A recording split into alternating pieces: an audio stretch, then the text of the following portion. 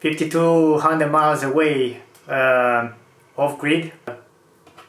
From here, from where I am, I have to drive an hour and a half to go to ATL, Atlanta, Georgia, and then from there I need to take the first flight into Germany, into Frankfurt. It's about 10-hour flight. From there I have a layover about an hour and a half. There's a short flight to Munich, and then from Munich I had to to take another short flight to Timișoara, Romania. From there there's another hour and a half to get to my mom's house. That's, let's call that the base camp. That's where everything that I had sent, that I ship from here, goes there, and then from there I take it to the cabin. So from my mom's house there's an hour and a half drive to the place you can just leave your car. There's another city. It's in a resort area. There are hotels, really nice scenery left and right. There's a place I used to climb a lot back in the day, and that's how I got familiar with the area, but not necessarily with the one that I picked for myself this time around. So in 2018, that's how it started. I just went there from some dental work, and they told me hey, if you do any strenuous activities, your implants might just fall off. And then I there was another friend of ours that came in to meet up. I was just going with them, not to climb, just to be there with them, just kind of be kind of for the old time's sake, just seeing friends that I haven't seen in a while. And so this other guy shows up, he actually bought a property in that town, and he mentions hey, I'm about to just go with one of these villagers up in the valley. He's gonna show me a property that he's thinking of selling there. And I was like, well, let me come with you, because if I stay with these folks here, I'm gonna end up climbing, and I wasn't supposed to do that, right, as the doctor mentioned. So there we went, just drove about half an hour in really nice windy roads. There's a lake by there, I remember swimming in there and fishing. And as you drive in, just there are less and less cars that you get to see. And we parked the car left the car at the street there at the bottom. And then from there the guy was like, hey, yeah, it's gonna be about 45 minutes to an hour drive to hike. Are you guys ready for this? I was like, well, we are climbers, we are hikers, this is it, let's go. And so 5-10 minutes in, my friend stops and says to me, it's like, hey, hold on, just listen. And I was like, what? You could still hear the cars driving through the valley. And he's like, well, no, let's just keep walking. And so we hiked, like I mentioned, really nice, the trail is really narrow, and there's a drop really big time on a left side as you go in, and you don't want to fall there.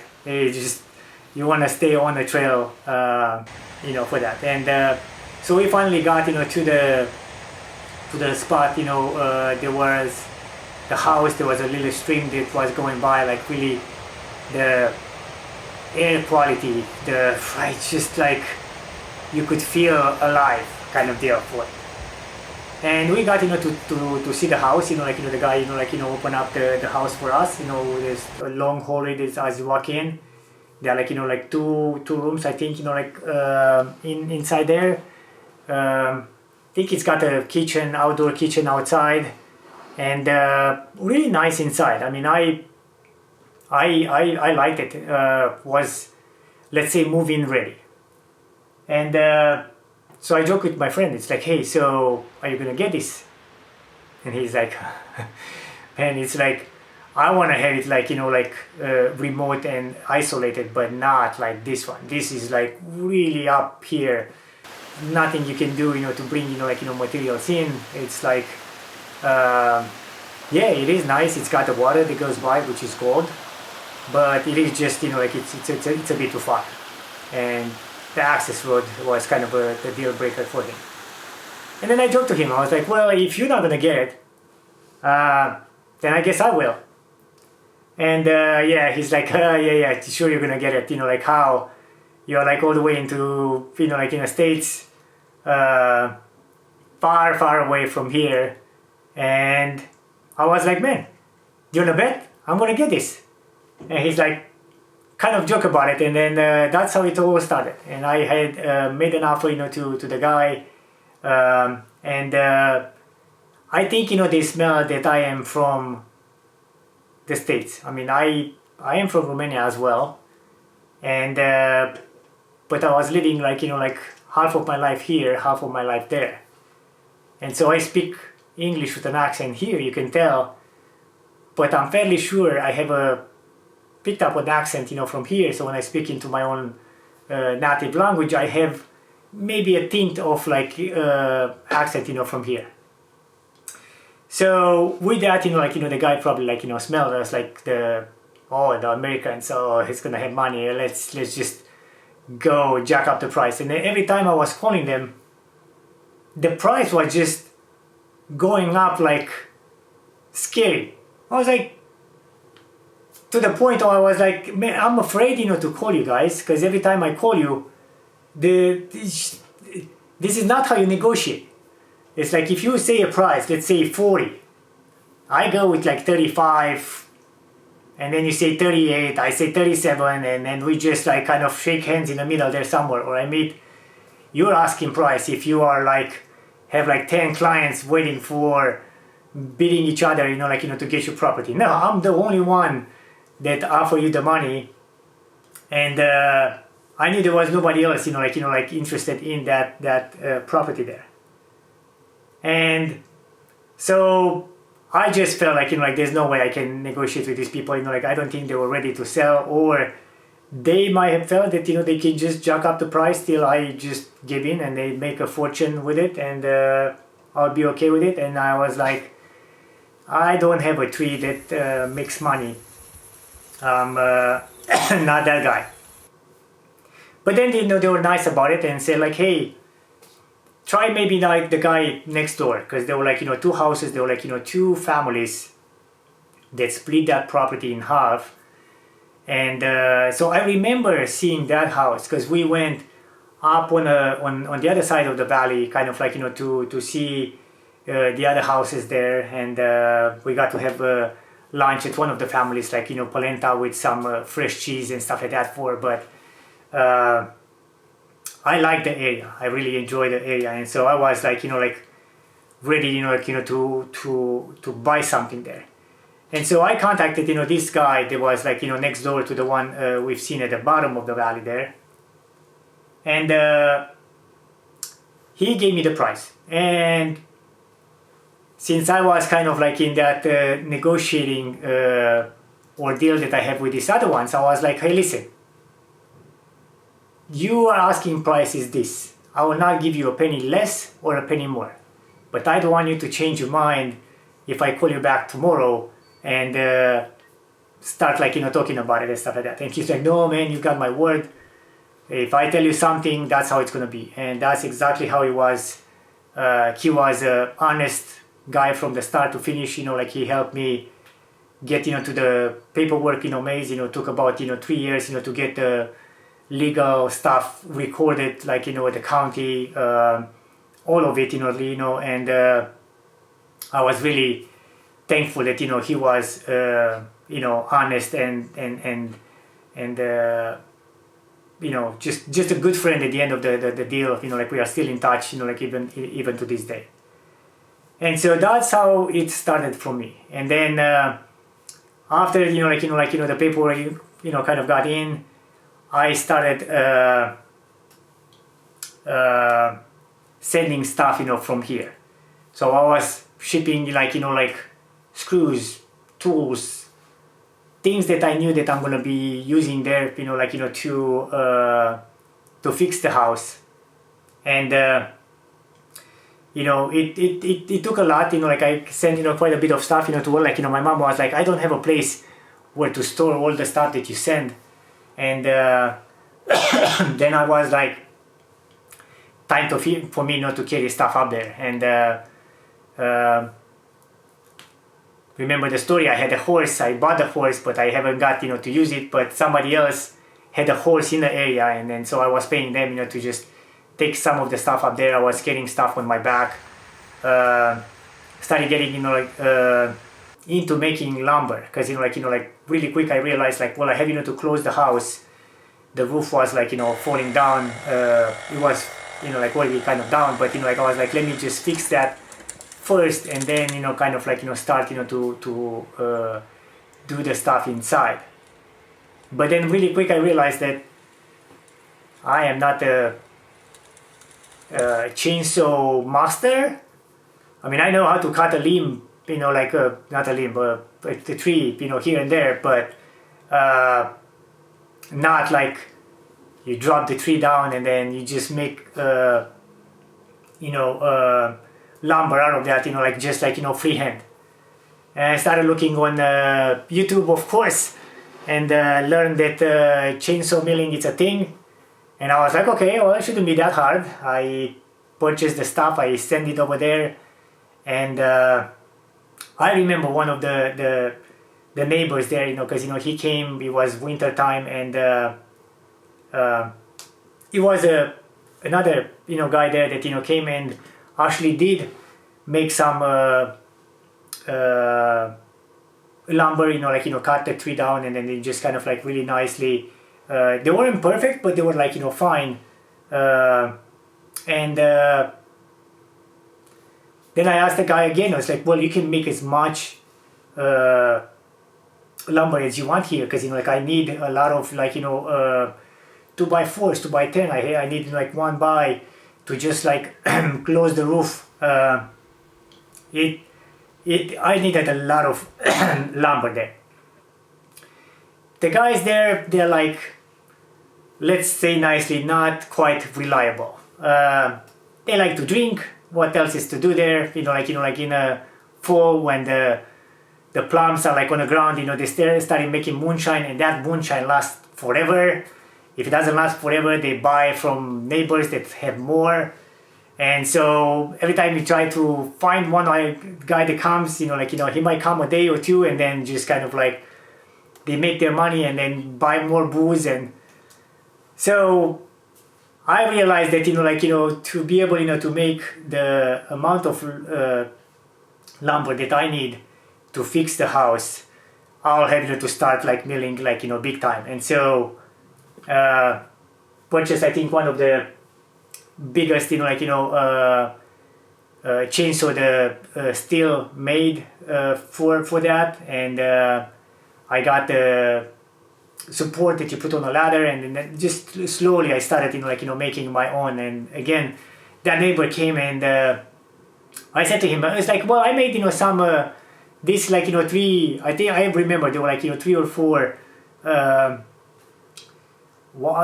they were I think 3x6x8, solid oak. I don't have any pines in the area. There was just one pine by the house, that big one, which later I dropped, and I made lumber out of that as well. But everything there was just hardwood, oak. I think white and red oak. I can't quite tell yet what kind it was. But so when he saw that, he's like, you didn't make this. I was like, yes, I did. And then I got really comfortable doing it, and now I can make you any size, any length. I kind of master that skill over the years. And then of course now the trail is open, and so I just got the materials, I pulled them with the ATV.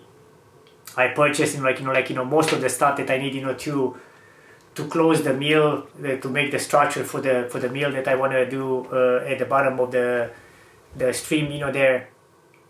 And so I don't have to make as much lumber anymore. You know, like, I mean, I will still do, like, you know, kind of like, you know, the flooring area. It's going to be the hard stuff, but, you know, like, you know, the structure of the house and then inside framing, all that stuff, it's going to be like, you know, pine, you know, as you work easier with and such.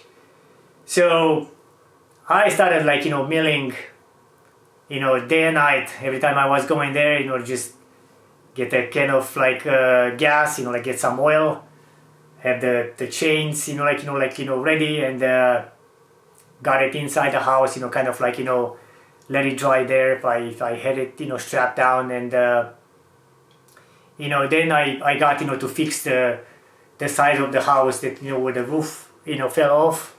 I changed the pitch of the roof, you know, from like just like one side. I made it, you know, like, you know, two, kind of had an overhang, because that's where the water, like when it rains really hard, that's what that side of the house, you know, gets beat up with the rain. And so I tried, you know, to have that overhang, you know, for the roof a bit higher up there, you know, to where it protects a bit, you know, like, you know, that stuff. So it took me quite few trips, you know, to make the lumber, you know, like, you know, do the framing of that whole thing, and install the windows, you know, like I changed, you know, like, you know, one of the first things that I've done, as much as I liked, you know, the windows that were there, kind of like, you know, rustic, old, they were all, you know, crooked, busted, you know, like, you know, you could hear the wind, you know, like, you know, going left and right, and I would have not had the time to, or the knowledge, you know, to try fix them, to make them sealed properly inside. And so I figured, like, I'm just going to install, you know, like, you know, these nice windows with the screens, and so you can open up, you know, like, you know, the windows inside. There were no bugs coming in, and that was one of the things that I've done first, you know, like, you know, the windows. I remember after, you know, closing the part of the house, you know, carrying the stuff up there, you know, those windows, you know, installing those, you know, like was quite a challenge. I lost few friends in the process, you know, because every time I was mentioning, like, yeah, I'm gonna go to the cabin, you know, like, you know, who wants to come with me and help me carry stuff up there? They all have come. I mean, I had my friends, you know, that I still remember, still knew back there. They were coming with me, but they were coming just once, maybe twice. But the moment you've done that trip and you carry stuff on your back, they were like, okay, dude, man, no. So I always, you know, like, you know, had, you know, to find a way, you know, to just find new people, you know, like, you know, to just kind of like, hey, I have to, you know, to carry this now up there. And, you know, it was a challenge, you know, from the start, but a fun challenge, you know, to have. After I installed, you know, the windows, again, I closed that back side of the house, you know, like, you know, kind of did siding. I want to do the board and batten, you know, so just you're gonna see the boards going up there. Like, I fixed that part, and then I made a door. That door was a challenge. I have a friend of mine that came, and we spent, like, I think 2 or 3 days working on that door alone. Solid door, just you know, it feels like a old castle that you go, and then when you push, you know, like it's barely moving and stuff like that for it. And I don't think you have to insulate that, you know, just because it's, you know, it's so thick. And now the next thing I'm gonna do is gonna be to build a structure at the bottom of the stream there, you know, like, you know, to just have a water wheel to generate, you know, like, you know, some power. And then, you know, in the summertime, the roof, when that side of the sun, you know, hits that bottom of the a lot longer than it hits the house, you know, because the house is kind of like, you know, on this side, you know, that side, south side, you know, like, you know, gets a lot more sun. And so in a summer, when the the streams are like, you know, really small. If it's the drought, you could barely see that stream like, you know, like having any water. So I know we will not have enough water to generate power, you know, from the water wheel. And so the solar, you know, like it's gonna be the other option, you know. So they mentioned, you know, like should not rely just on like one source of power, should have like 2 or 3. So it's gonna be the solar, it will be the water wheel, and then I will have a, you know, generator that, you know, like, you know, can just come on when this other 2 doesn't work. And that's kind of like, you know, my plan for generating power and having enough power, you know, to do the stuff that I want inside. Once the power is resolved, you know, like I had the water, I kind of like, you know, bring the water from like a little stream, but that one in the summer, you know, gets dry as well. And so I would probably have, you know, to drill into the ground somehow to see if I can heat the stream or something, you know, like, you know, to where you can have water all year around. And then we're gonna, you know, figure out the sewer part. I thought about like, you know, a few ways of doing that, but I think the best solution is gonna be to have a filtration system, and I'm gonna show you when the time comes for that. It's gonna use some power to keep that thing running, but you don't have, you know, to have a like a septic tank to where you have, you know, to pump that, you know, like who's gonna pump it, where I'm gonna pump it. And so this, you know, kind of like, you know, separates, you know, stuff, and then you can reuse some of the stuff in the garden. So I think I'm gonna go that route. But that's it for this video. I will see you guys in the next one, and I'm gonna show you the other part that I've done here. So I'll see you guys in the next one. Ciao.